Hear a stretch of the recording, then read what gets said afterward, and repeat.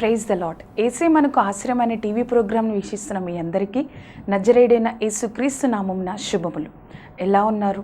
మన దేవాతి దేవుడు తన రెక్కల చాటున భద్రపరిచి మనల్ని ఈ విధంగా ఉంచిన దేవాతి దేవునికి సమస్త మహిమ ఘనత ప్రభావములు కలుగునుగాక. మనం ఈరోజు వాక్యాన్ని ధ్యానించుకునే ముందుగా మనం ప్రార్థన చేసుకుందాం. సర్వశక్తిమంతుడైన దేవ, పరిశుద్ధాత్మ దేవ, ఆశ్చర్యకరుడా, అద్భుతకరుడా యేసయ్య, నీ యొక్క గొప్ప కృపా కాపుదల వల్ల తండ్రి యేసయ్య, ఇంకొకసారి ప్రభా మేము వాక్యాన్ని ధ్యానించుకోవడానికి మాకు ఈ సమయం అనుగ్రహించినందుకు నీకు వందనాలు తండ్రి. నీ యొక్క మాటలు మేము ధ్యానిస్తుండగా ఆశ్చర్యకరుడా ప్రభా, నీ యొక్క సన్నిధిని మా మధ్యనే ఉంచి తండ్రి యేసయ్య, నీ యొక్క గొప్పతనాన్ని, నీ యొక్క మాటలను మేము నేర్చుకోవడానికి తండ్రి యేసయ్య, మా యొక్క జీవితాలు సరిచేసుకునే భాగ్యాన్ని మాకు అనుగ్రహించండి. ఎవరైతే ఈ యొక్క ప్రోగ్రాంని వీక్షిస్తున్నారో తండ్రి, ఎటువంటి శోధన లేకుండా తండ్రి నీ యొక్క సన్నిధి వారికి తోడై ఉండి నడిపించి తండ్రి యేసయ్య ప్రభా, నువ్వే సహాయంను దయచేసి నిలబెట్టగలరని నజరేయుడైన యేసుక్రీస్తు నామమున అడిగి వేడుకొంచున్నాం తండ్రి. ఆమెన్. ఈరోజు మన వాక్యాంశము ఫిలిప్పీలకు రాసిన పత్రిక 4వ అధ్యాయము 19వ వచనం. కాగా దేవుడు తన ఐశ్వర్యం చొప్పున క్రీస్తు యేసునందు మహిమలో మీ ప్రతి అవసరమును తీర్చును. మన ప్రసంగ అంశం, దేవుడు మన ప్రతి అవసరమును తీర్చే దేవుడు. దేవుడు మీ ప్రతి అవసరమును తీర్చును. మనం చూచినట్లయితే ఆదికాండము 1వ అధ్యాయంలో దేవుడు 6 రోజుల్లో సృష్టిని మనల్ని చేశాడు. దేవుడు మనల్ని ఎంతగానో ప్రేమిస్తున్నారు. కానీ సృష్టి అంతటిని దేవుడు మొదటి రోజు నుంచి 5వ రోజు వరకు చేసి 6వ రోజున మనుషులని సృష్టించడం దేవుడు చూస్తూ ఉన్నాం. ఎందుకని దేవుడు అలా చేసి ఉన్నారు? ఎందుకు అంటే దేవుడికి మన అవసరత తెలుసు కాబట్టి భూమి ఆకాశం కావాలి, వారికి పక్షులు కావాలి, చెట్లు కావాలి, వారికి ఆ యొక్క మనుషులకి అవసరత అంతా ఉంది కాబట్టి పగలు రాత్రి ఈ అవసరత అంతా దేవుడు మనం గ్రహించాడు కాబట్టి ముందుగా మనకు అవసరమైనవన్నీ మొదటి రోజు నుంచి 5వ రోజు వరకు సృష్టించిన తరువాత మనల్ని 6వ రోజు దేవుడు సృష్టించాడు. దేవుడు మన అవసరాన్ని ముందు ఆ యొక్క అవసరత ఉంది కాబట్టి ముందుగా వాటిని సృష్టించిన తరువాత దేవుడు మనల్ని 6వ రోజు సృష్టించడం మనం చూస్తూ ఉంటాం. మనం చూసినట్లయితే మొదటి 5 రోజులు దేవుడు సృష్టి అంతటిని, మనకి కావాల్సిన అంతటిని సృష్టించిన తరువాత 6వ రోజు అవి మనకి కావాలి కాబట్టి 6వ రోజున మనకి సృష్టించి ఆ యొక్క సృష్టి ప్రారంభం అప్పుడే మన అవసరతలను దేవుడు గుర్తిరిగి ఉన్నారు. అటువంటి దేవుడు మనము ఈ టైంలో, ఈ కాలంలో, ఈ యొక్క సమయంలో మనం అవసరత ఉన్నది అని మన దేవుడు తెలిసినప్పుడు దేవుడు ఊరకే ఉండిపోయే దేవుడు కాదండి, మన అవసరతలు తీర్చే దేవుడు. ఈ యొక్క కాలంలో మనకి అవసరత ఉంది, ఈ యొక్క కాలంలో మనకి అవసరత ఉంది అని తెలిసినప్పుడు మన దేవుడు ఊరకే ఉండిపోయే దేవుడు కాదండి, మన అవసరతలన్నీ దేవుడు తీర్చగలడు. మనం ఎలా అయితే ఒక ఇంటికి ఒక గెస్ట్, ఒక అతిథి వస్తున్నప్పుడు మనం ఎలా అయితే ఆ అతిథి వస్తున్నారు, మన ఇంటికి ఒక వ్యక్తి, మనకి ఇష్టమైన వ్యక్తి కానీ మనకి ఇష్టమైన బంధువులు కానీ మన ఇంటికి వస్తూ ఉన్నప్పుడు మనం ఎలా అయితే వారికి కావలసిన పదార్థాలు కానీ ఇంటిని మనం సరిగ్గా ఉంచుకోవడం కానీ ఎలా అయితే మనం ముందుగానే సిద్ధపరిచి ఉంచుతామో, వారికి అవసరమైనవన్నీ మనం ముందుగానే సిద్ధపరిచి ఏ విధంగా ఉంచుతామో మన దేవుడు అటువంటి విధం కానీ మన దేవుడు మనకి కావాల్సిన అవసరాలు అవసరాలన్నీ, ఈ భూమి మీద ఏమైతే అవసరాలు ఉన్నాయో మనకు కావాల్సిన అవసరాలన్నీ మొదటి 5 రోజుల్లో దేవుడు సృష్టించి 6వ రోజున నిన్ను నన్ను సృష్టించి ఆయన యొక్క గొప్ప ప్రేమను సృష్టి ఆరంభం ముందే దేవుడు చూపించాడండి. అటువంటి దేవుడు మనం ఈ లోకంలో కొన్ని అవసరాలు ఉన్నాయి అని అన్నప్పుడు దేవుడు తీర్చడానండి. మనకి ఈ లోకంలో కొన్ని అవసరతలు ఉన్నాయి అని అనుకున్నప్పుడు దేవుడు ఊరకే ఉండే దేవుడు కాదండి. దేవుడు తప్పకుండా మన యొక్క అవసరతలను దేవుడు తీరుస్తాడు. దేవుడు ఊరికే ఉండే దేవుడు కాదు. ఈ సృష్టి ఆరంభం ముందే మన కోసం ఒక గొప్ప ప్రణాళికతో మనకు కావాల్సినన్ని సృష్టించిన దేవుడు, నువ్వు నేను ఒక అవసరతలో ఉన్నప్పుడు దేవుడు మనల్ని మర్చిపోయే దేవుడు కాదు. ఆ అవసరతను దేవుడు తీర్చి మనలను ఆయన యొక్క గొప్పతనాన్ని ఈ లోకానికి చూపించే బిడ్డలుగా మనల్ని చేస్తాడు. మన యొక్క ప్రసంగ అంశం మన యొక్క ప్రతి ఒక్క అవసరమును తీర్చే దేవుడు. మనం దేవుడు ఏ విధంగా మన యొక్క అవసరాలు తీరుస్తారో మనం 3 విషయాల ద్వారా ఈరోజు మనం యొక్క వాక్యాన్ని ధ్యానించుకుందామండి. 3 విషయాల ద్వారా ఈ యొక్క వాక్యాన్ని ధ్యానించుకుందాం. మొట్టమొదటిగా ఏంటి అంటే, అసాధ్యమే కానీ ఆ యొక్క అవసరాన్ని దేవుడు తీరుస్తారు. మనకి సమస్య అసాధ్యంగానే కనిపిస్తుంది, ఈ సమస్యను ఎవరు తీర్చలేరు అని అనుకుంటాం, కానీ దేవుడు ఆ యొక్క అవసరాన్ని తీరుస్తాడు.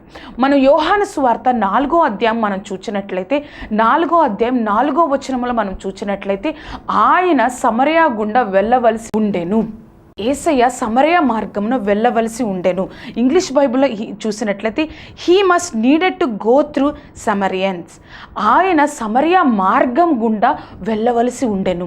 మనం చూసినట్లయితే సమరయలో యూదా గోత్రంలో జన్మించిన యేసయ్య యూదులు సమరయులని అసహించుకుంటారంటే వారితో మాట్లాడడానికి కూడా ఇష్టపడడు. ఎందుకంటే 2వ రాజుల గ్రంథము మనం చూసినట్లయితే 17వ అధ్యాయము 14 నుంచి 29 వచనాలు మనం గమనించినట్లయితే అక్కడ యెహోవా ఇజ్రాయేలులో ఉన్న వారిని ఆయన యొక్క సముఖం నుండి వెళ్ళగొట్టినప్పుడు అక్కడ ఏ గోత్రం వారు లేరు, కానీ యూదా గోత్రం వారు తప్ప మిగతా గోత్రాలన్నిటినీ ఆయనకు విరోధంగా పాపం చేశారని, ఆయన మాట వినట్లేదని ఆ యొక్క సమూహం నుండి వెళ్ళగొట్టినప్పుడు ఈ యొక్క ఇశ్రాయేలు ప్రజలు ఆ యొక్క దేశాన్ని విడిచి అష్షూరు దేశానికి వెళ్ళడం జరిగింది. అక్కడ నివసిస్తూ వారిని వివాహం చేసుకోవడం ద్వారా ఈ సమరయులు అక్కడ ఉన్నట్టు జరుగుతుంది, వారిని సమరయులుగా పిలవడం జరుగుతుంది. అలాగ ఉన్నప్పుడు ఈ యొక్క యూదులు వారిని అసహించుకోవడం జరుగుతుంది. అటువంటి వారు సమరయులు. అలాగే కాకుండా ఎజ్రా 4వ అధ్యాయం మనం చూసినట్లయితే వారు యొక్క దేవాలయాన్ని మరలా కట్టడానికి యూదులు ప్రణాళిక వేసినప్పుడు ఈ యొక్క సమరయులు అడ్డుకోవడం వల్ల కూడా వారికి ద్వేషింపబడడం జరుగుతుంది. ఈ విధంగా యూదులు సమరయులను అసహించుకోవడం, వారి ఉన్న ఊరి వైపు కూడా వారు వెళ్లకుండా ఉండడం. కానీ నిజంగా యేసయ్య ఆయన వెళ్ళవలసిన దారి వేరు, కానీ యేసయ్య సమరయ మార్గం గుండా వెళ్ళాలని ఆ రోజు యోహాను సువార్త 4:4లో మనం చూస్తాం. ఎందుకు యేసయ్య సమరయ మార్గం గుండగానే యేసయ్య వెళ్తున్నారు అంటే అక్కడ ఒక అవసరత ఉంది కాబట్టి ఆ అవసరం దగ్గరికి యేసయ్య వెళ్తున్నారు. అక్కడ అసాధ్యమే, ఆ యొక్క అవసరం తీర్చడం అసాధ్యమే, కానీ ఆ అవసరం తీర్చడానికి యేసయ్య అక్కడికి వెళ్తూ ఉన్నట్లయితే మనం అక్కడ ఆ సమరయ మార్గంలో వెళ్తూ ఉన్నట్లయితే యేసయ్య ఆ మార్గంలో నా కాలి నడక చేత అలసిపోయి ఒక బావి దగ్గర, యాకోబు బావి దగ్గర కూర్చోవడం మనం ఆ యొక్క అధ్యాయంలో చూస్తూ ఉంటాం. ఆ యొక్క అలసిపోయి కూర్చున్న తర్వాత ఇంచుమించు 12 గంటల సమయంలో ఒక సమరయ స్త్రీ ఒక కుండ పట్టుకొని ఆ బావి దగ్గరికి నీళ్ల కోసం వచ్చి ఉన్నది. ఆ నీళ్ల కోసం వచ్చి ఉన్నప్పుడు ఆ సమరయ స్త్రీని యేసయ్య ఈ విధంగా అడుగుతున్నారు, నీరు ఇవ్వవా, నాకు దాహానికి నీరు ఇవ్వవా అని అడిగినప్పుడు, యూదుడవైన నీవు సమరయవైన నన్ను దాహం అడుగుతున్నావా అని ఆవిడ యేసయ్యను మళ్ళీ అడిగింది. యూదుడవైన నీవు సమరయవైన నన్ను నీవు దాహం అడుగుతున్నావా అని ఆ యొక్క స్త్రీ అడిగినప్పుడు యేసయ్య, నేనెవరో నువ్వు తెలియకనే నువ్వు అడుగుతూ ఉన్నావు అని యేసయ్య సమాధానం చెప్పాడు.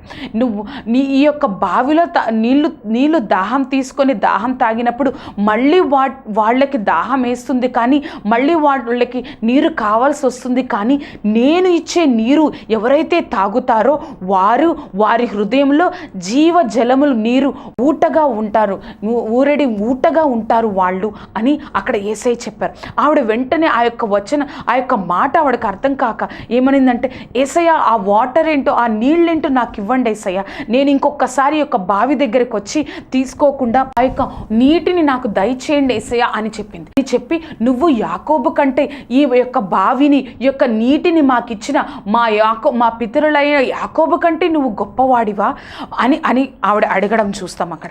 అప్పుడు యేసయ్య ఆ విధంగా అంటున్నారు, మీరు మీకు తెలియని దాన్ని ఆరాధిస్తున్నారు, కానీ మాకు తెలిసిన దానిని మేము ఆరాధిస్తున్నామని చెప్పినప్పుడు ఆ యొక్క స్త్రీ యేసయ్యతో ఈ విధంగా ఉంటుందండి, నేను మెస్సయ్య, క్రీస్తు అనబడిన మెస్సయ్య వస్తారని నేను ఎరుగుదును, ఆయన వచ్చినప్పుడు మాకు సమస్తము బయలుపడునని మాకు తెలుసునని చెప్పినప్పుడు ఆయన అప్పుడు యేసయ్య వెంటనే నేను నీతో మాట్లాడుతున్నానే, నేనే మెస్సయ్యను, నేనే క్రీస్తునని చెప్పినప్పుడు వెంటనే ఆ యొక్క స్త్రీ వెంటనే తనకు తెచ్చుకున్న ఒక కుండను అక్కడే వదిలేసి ఊరిలోనికి వెళ్ళి అక్కడున్న ప్రజలందరికీ ఈయన క్రీస్తు కాడా అని వాళ్ళందరినీ తీసుకొని వచ్చి ఆ యొక్క క్రీస్తు కాడా, ఈయన ఇంత గొప్పగా మాట్లాడుతున్నాడు, ఇంత గొప్పగా చెప్తున్నాడు, ఈయన క్రీస్తు కాడా అని చెప్పినప్పుడు యేసయ్య అక్కడ 2 దినములు ఆ సమరయ అనే ఊరిలో 2 దినములు ఉండడం బట్టి ఆ ఊరిలోని ప్రజలందరూ దేవుని యందు నమ్మకం ఉంచారు.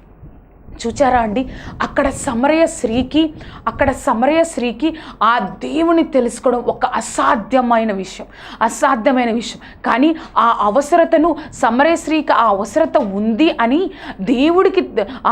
ఉందని దేవుడికి తెలుసు, తనకి తెలుసు. కానీ ఆ అవసరత తీర్చడానికి సమరయ స్త్రీ యేసయ్య వద్దకు రాలేదు, కానీ యేసయ్యే ఆ యొక్క స్త్రీ దగ్గరకు వచ్చి ఆ యొక్క అవసరతను తీర్చాడు.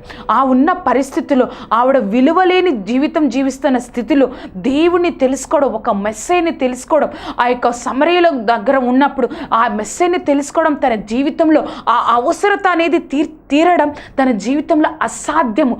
కానీ యేసయ్య ఆ యొక్క అవసరత తీర్చడానికి యోహాను సువార్త 4:4 సమరయ పట్టణం గుండా వెళ్ళవలసి వచ్చి ఆ యొక్క సమరయ పట్టణం గుండా వెళ్ళి తను ఆ యొక్క అవసరాన్ని తీర్చి తనని విలువలేని తన జీవితాన్ని, నిరీక్షణ లేని తన జీవితంలో ఒక మెస్సయ్యను తెలుసుకునేటట్లు, ఒక విలువైన వ్యక్తిగా తను తెలుసుకోవాలని, ఒక నిరీక్షణ కలిగి తను జీవించాలని ఆ యొక్క అవసరతను దేవుడు తీర్చాడు అండి.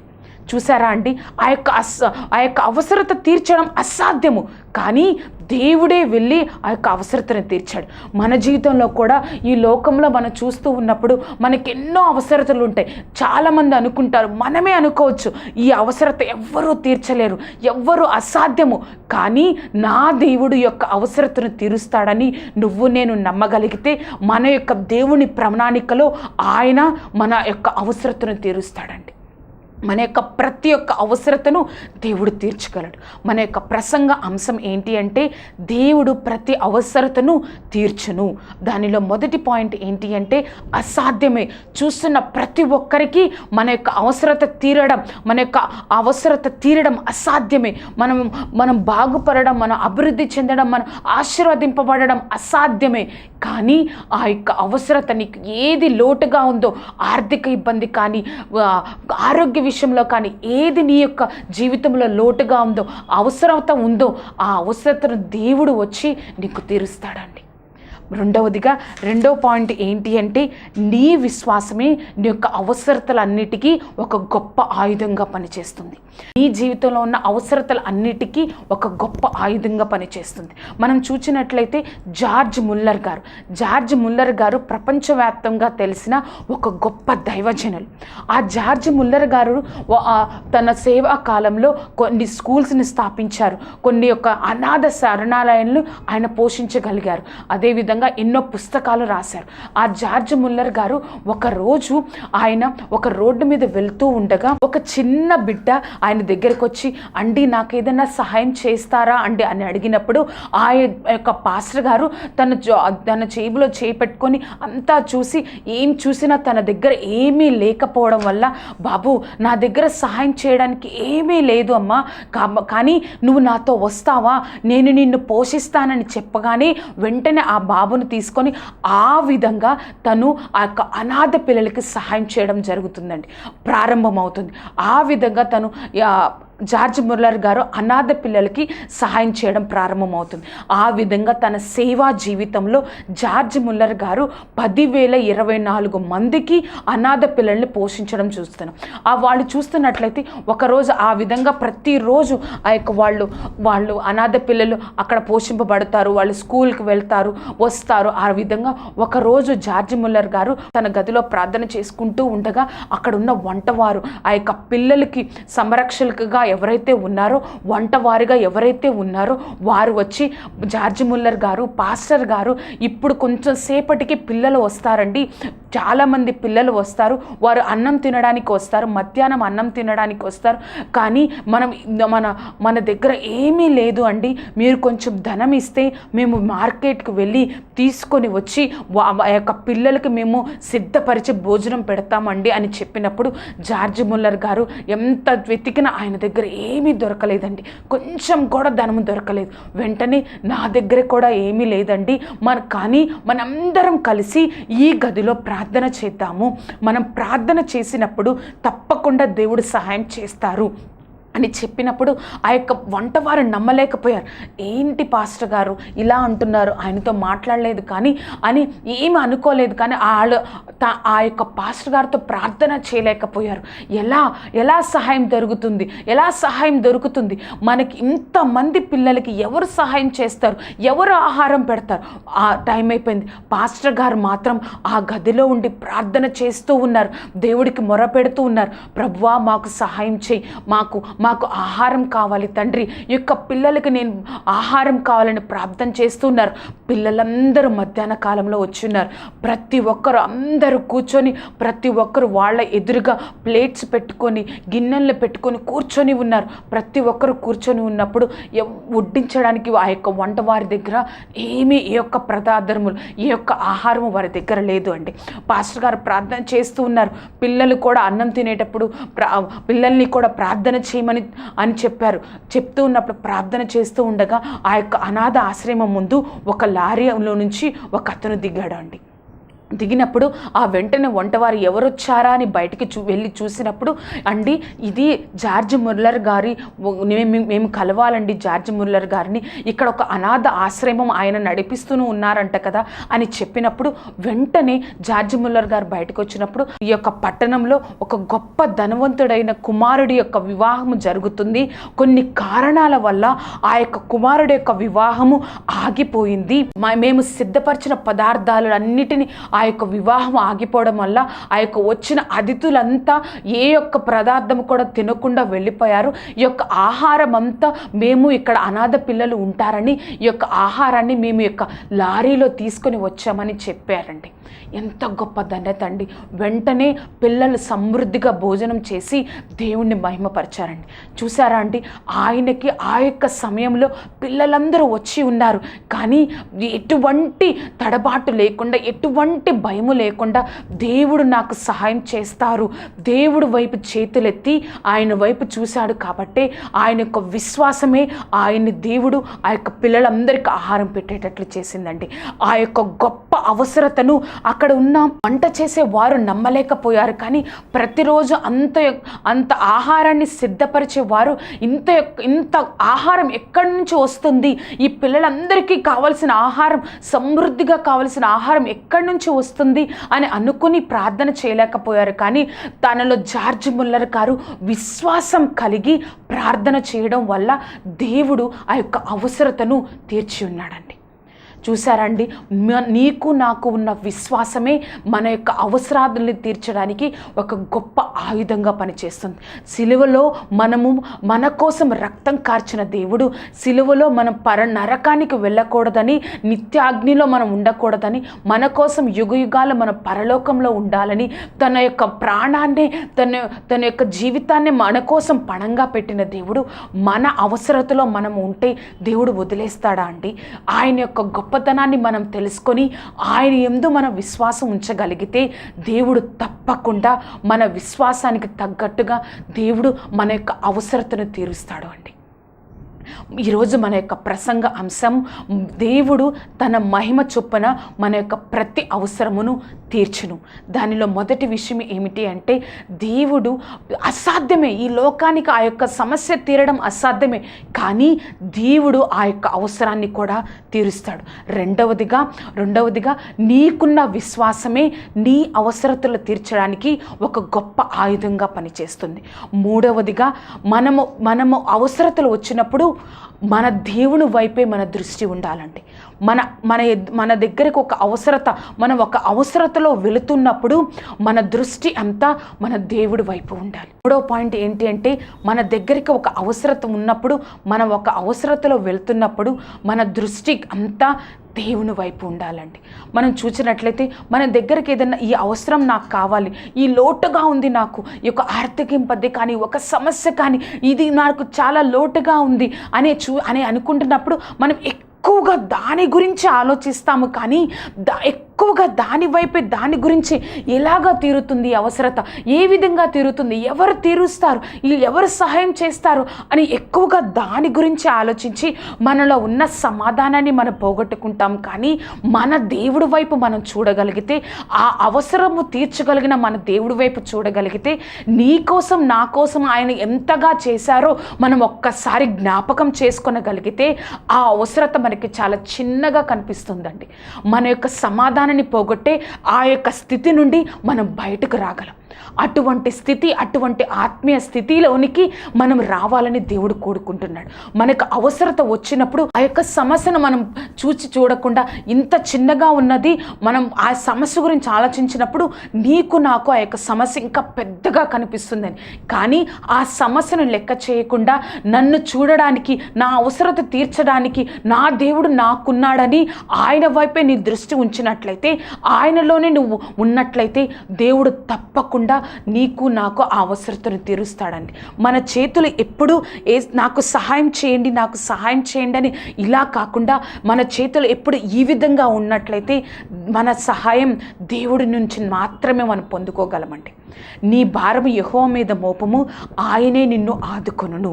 మన భారాన్నంతా, యేసయ్యా నాకు ఈ అవసరత ఉంది యేసయ్యా అని నువ్వు ప్రార్థనలో గోజాడుతూ ఉన్నప్పుడు తప్పకుండా నీ భారాన్ని దేవుడికి చెప్పావు కాబట్టి తప్పకుండా దేవుడు సహాయం చేస్తాడని నువ్వు ధైర్యం కలిగి ఉన్నప్పుడు మన దేవుడు తప్పకుండా అవసరత తీరుస్తాడండి. మన సహాయము ఎక్కడి నుంచో కాదండి, ఒక మనుషుల నుంచి మన యొక్క సహాయము కాదు. మన యొక్క సహాయం ఒక మనిషి నుంచి రాదు, కానీ భూమి ఆకాశములు సృష్టించిన యెహోవా నుండే మనం సహాయం పొందుకుంటున్నాం. అటువంటి సృష్టించిన సృష్టికర్త నుండి మనం సహాయం పొందుకుంటున్నాం.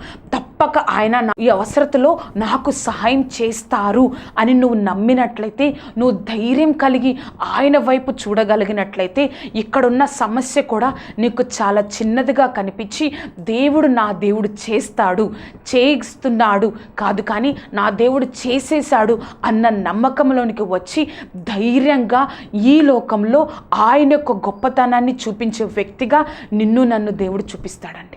మనం చూచినట్లయితే ఆ యోహాను సువార్త 4వ అధ్యాయంలో చూచినట్లయితే, సమరయ స్త్రీ యొక్క అవసరత తీర్చడం అసాధ్యమే, కానీ దేవుడు ఆ యొక్క సమరయులను యూదులనే వారు ఎవ్వరు మాట్లాడరు, కానీ యూదా గోత్రంలో జన్మించిన నజరేయుడైన యేసుక్రీస్తు ఆ యొక్క అవసరతను తీర్చి ఏ విధంగా ఉంచారో చివరి వచనాల్లో మనం చూచినట్లయితే, అక్కడ ఒక ప్రధాని యొక్క కుమారుని కూడా దేవుడు స్వస్థపరిచాడండి.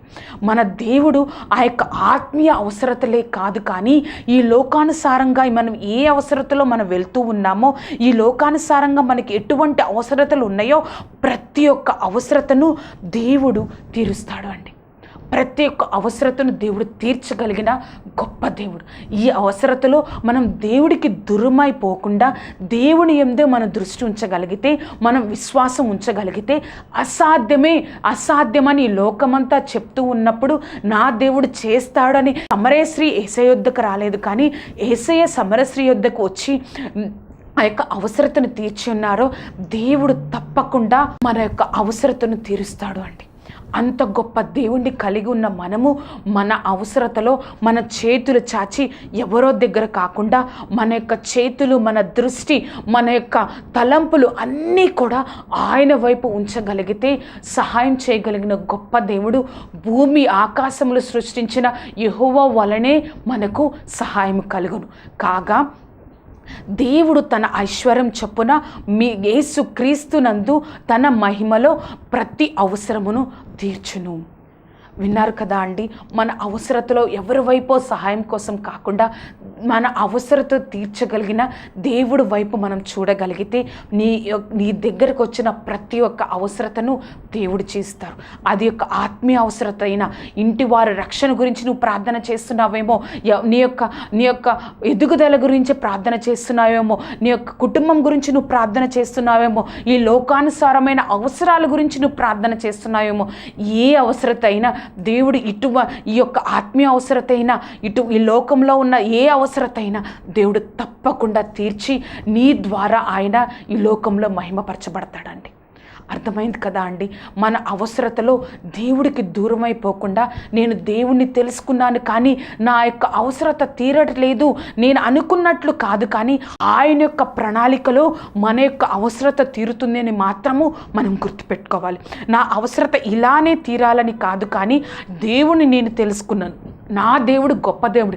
ఎలా అయినా ఆ యొక్క సమరయ ఊరికి ఎవరూ రారు, వారిని అసహించుకుంటారు. అక్కడ శిష్యులు కూడా ఆ యొక్క సమరయ స్త్రీతో మాట్లాడలేదు, కానీ యేసయ్య ఆ యొక్క స్త్రీతో మాట్లాడి ఆవిడకి మెస్సయ్య, నేనే క్రీస్తును, నేనే లోక రక్షకుడు అని తెలుసుకునేటట్లు చేశాడు. అంటే ఆ యొక్క అవసరత తనకుంది కాబట్టి యేసయ్య మార్చాడండి. మనం అనుకున్నట్లు కాదు, కానీ ఆయన యొక్క ప్రణాళికలో ప్రతి ఒక్క అవసరత తీరుస్తారు దేవుడు అని మనం నమ్మగలిగితే, మన జీవితంలో ఎటువంటి అవసరత అయినా ఇది అసాధ్యము అని ఈ లోకంలో ప్రతి ఒక్కరు మనల్ని చూసి వీళ్ళ జీవితంలో యొక్క కార్యం జరగడం ఇంపాసిబుల్ అని లోకమంతా అనుకుంటున్నా, దేవుని కలిగిన నువ్వు నేను చెప్పాల్సిన విషయం, నా దేవుడు నా యొక్క అవసరతని తీరుస్తారు, పాసిబుల్ అవుతుంది అని చెప్పగలిగే స్థితిలో నువ్వు నేను ఉండాలండి. అటువంటి ఆత్మీయ స్థితిలో మనం ఎదగాలండి. అర్థమైంది కదా అండి. మనం ఈ యొక్క వాక్యం ద్వారా ఎవరైతే ఆశీర్వదింపబడ్డారో ప్రతి ఒక్కరూ మనం ప్రార్థన చేసుకుందామండి. సర్వశక్తిమంతుడైన దేవ, పరిశుద్ధాత్మ దేవ, ఆశ్చర్యకరుడా యేసయ్యా, ప్రభా మాతో మాట్లాడిన విధానాన్ని బట్టి నీకు వందనాలు తండ్రి. మా యొక్క ప్రతి ఒక్క అవసరము తీర్చగలిగిన తండ్రి యేసయ్యా, ఎలాగైతే సమరయ యొక్క స్త్రీ ప్రభా రక్షణ పొందడం అసాధ్యమో ప్రభా, తన జీవితంలో యూదులు మాట్లాడడం అసాధ్యమో, కానీ నీవే వెళ్ళి ఆ యొక్క అవసరతను తీర్చావు తండ్రి. విలువలేని జీవితానికి విలువ ఇచ్చావు తండ్రి. ఒక నిరీక్షణ లేని జీవితానికి ఒక నిరీక్షణ అనుగ్రహించావు. పరిశుద్ధాత్మ దేవ యేసయ్య, ఎలా అయితే జార్జ్ ముల్లర్ గారు విశ్వాసాన్ని ఉపయోగించి, ఆయుధమనే విశ్వాసాన్ని ఉపయోగించి ఏ విధంగా అయితే ఆ అవసరాన్ని, గొప్ప అవసరాన్ని తీర్చుకున్నారో అటువంటి విశ్వాసంలోనికి మమ్మల్ని తీసుకురండి ప్రభా. నువ్వే మాకు విశ్వాసం కలగచేసి నీ యందు నువ్వు ఎంత గొప్ప దేవుడివో మేము చూసు మా ద్వారా ఈ లోకానికి చెప్పడానికి సహాయం దయచేయండి. అదేవిధంగా ప్రభా విశ్వాసాన్ని చూడడానికి సహాయం దయచేయండి ప్రభా. మాకు అవసరత ఉన్నప్పుడు మా దృష్టి అంతా, మా యొక్క తలంపులంతా తండ్రి యేసయ్య ఆ అవసరం వైపు మేము చూడకుండా పరిశుద్ధాత్మ దేవ యేసయ్య నీ వైపు చూసి మా అవసరాలు తీర్చగలిగిన దేవుడు మాకు ఉన్నాడు అని గొప్ప ధైర్యం కలిగి ఆ అవసరతలో మేము సాగడానికి, నీ యొక్క సన్నిధిని మేము అనుభవిస్తూ తండ్రి మేము ఉండడానికి మాకు సహాయం దయచేయండి. నువ్వే మాకు తోడే ఉండి నడిపించి తండ్రి యేసయ్య అవసరములు తీర్చగలిగిన దేవుడు అని మా కుటుంబాల ద్వారా ఒక గొప్ప సాక్షులుగా మేము ఉండడానికి, ప్రతి ఒక్కరూ ప్రభా అవసరం తీర్చే దేవుడు వీరికి ఉన్నారు అని మా ద్వారా నీ యొక్క లోకానికి నీ యొక్క గొప్పతనాన్ని చూపించే బిడ్డలుగా మేము ఉండడానికి మాకు సహాయం దయచేసి, కేవలం మా జీవితాలు నీ ద్వారా నీ నామానికి మాత్రమే మహిమ తెచ్చుకోవడానికి మాకు సహాయం దయచేయగలరని నజరేయుడైన యేసు క్రీస్తు నామమున అడిగి వేడుకొంచున్నాం తండ్రి. Amen, amen. ఈ కార్యక్రమాన్ని వీక్షిస్తున్న మీ అందరికీ నజరేయుడైన యేసుక్రీస్తు నామమున శుభములు. ఈ కార్యక్రమం ద్వారా ఎంతమంది అయితే ఆశీర్వదింపబడ్డారో వారందరూ మీ యొక్క కార్యక్రమాన్ని మరలా చూడాలి అనుకుంటే యూట్యూబ్ ఛానల్ ద్వారా, దీప్తి ఫర్ జీసస్ అనే యూట్యూబ్ ఛానల్ ద్వారా ఈ యొక్క వాక్యాన్ని మరలా వినొచ్చు. మీ యొక్క బంధువులకు కానీ, స్నేహితులకు కానీ మీరు షేర్ చేయొచ్చు. ఎప్పుడూ మర్చిపోవద్దు, మీ యొక్క అవసరములు తీర్చే దేవుడు నువ్వు నేను కలిగి ఉన్నాని మన జీవితంలో ఎప్పుడూ మర్చిపోవద్దు. దేవుడు మనకు, మన ఆత్మకు తోడై ఉండును గాక. ఆమెన్.